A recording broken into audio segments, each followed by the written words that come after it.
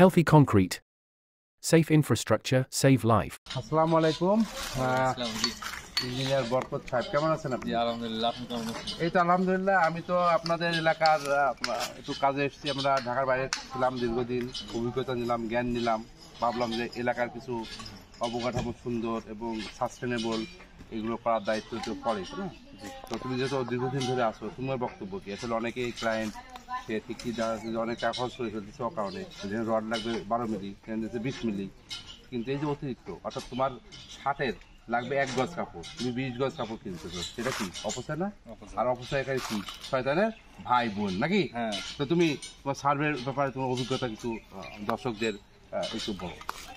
সার্ভের ব্যাপারটা হচ্ছে বর্তমানে বাংলাদেশের যে জনসংখ্যা আস্তে আস্তে বৃদ্ধি পাচ্ছে, তাতে আমাদের উচিত প্রতি 1 ইঞ্চি জায়গাও যেন নষ্ট না হয় সেইভাবে প্ল্যানিং করে বিল্ডিং করা। কিন্তু আমাদের ভিতরে আসলে এই টেন্ডেন্সিটাই নাই। সবারই টেন্ডেন্সি যে আমি যখন একটা মিস্ত্রির কাছে যাব, সে আমার সব কিছু করে দেবে। সে দেখা যাচ্ছে সয়েল টেস্টও করবে না, সার্ভেও করবে না, তার মন মতো বিল্ডিং করবে। কস্টিং হবে 3 গুণ, তার থেকেও বেশি। কিন্তু ইউজুয়ালি যেটা দরকার, ক্লায়েন্টের সার্ভিসটা পাবে না।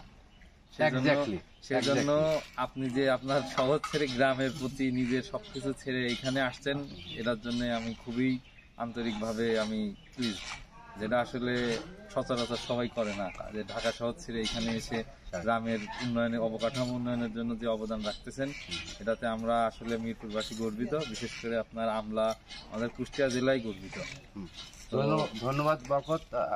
আমার মনে হয় যে আমরা আসলে এই অবকাঠামোর স্বাস্থ্য আছে আমাদের যেমন আছে, সুতরাং এখানে যদি আমার হাইটের অনুযায়ী যদি আমার ওজন বেশি হয়, তাহলে আমাদের কি হবে? হাঁটতে গিয়ে পা ব্যথা করবে, ফুটিং ব্যথা করবে।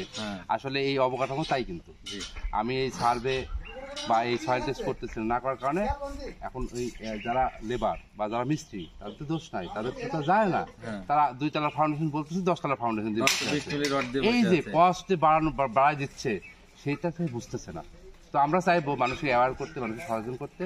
আমরা যারা যে স্ব অবস্থা থেকে আমরা মানুষকে বোঝানোর চেষ্টা করবো। বাদ বাকি আল্লাহ ভরসা। আর আমরা বোঝানোর দায়িত্ব আল্লাহকে বলে, আল্লাহ আমি বোঝানোর দায়িত্ব দিয়েছিলাম, বলছি, এবং তারা শোনে না, আমি কি করবো?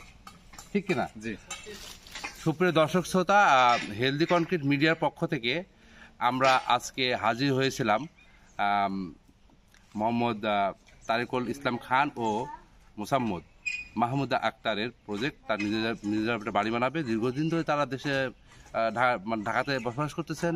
একজন ব্যাংকার আর একজন, উনিও নারী উদ্যোক্তা। সুতরাং তারা চান যে আমার অবকাঠামোর জন্য হোক সত্যিকার সাস্টেনেবল এবং সত্যিকার পক্ষে কস্ট ইফেক্টিভ। খামাখা অকারণে কস্ট আমি বাড়াবো না। তো তাদের এই সচেতনার জন্য আমি ধন্যবাদ জানাই প্রথমেই মাহমুদা আক্তার আপাকে, যিনি তার নিজ উদ্যোগে এবং আমার সাথে যখন পরিচয় হয়েছে তারপর থেকেই সে আমার প্রত্যেকটা বিষয়ে আমাকে হেল্প করতেছেন, যে হ্যাঁ বান্না তুমি এটা করতেছো, আমি বোঝাও।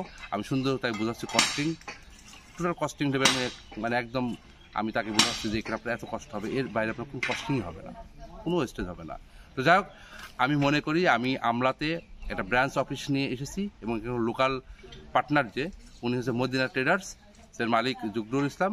তো আমরা একসাথেই আপনাদের পাশে থাকতে চাই এবং সত্যিকার ভালো মানের অবকাঠামো তৈরিতে আমরা আমাদের যথাসম্ভব আমাদের জ্ঞানগুলো বিলিয়ে দিতে চাই। ভালো থাকবেন, সুস্থ থাকবেন এবং আপনার অবকাঠামোর জন্য সুস্থ হয়ে বেড়ে ওঠে এবং আপনার অবকাঠামোর জন্য জন্ম হয় সুস্থ হয়ে, নট মোটা হয়ে, নট রুগ্ন হয়ে।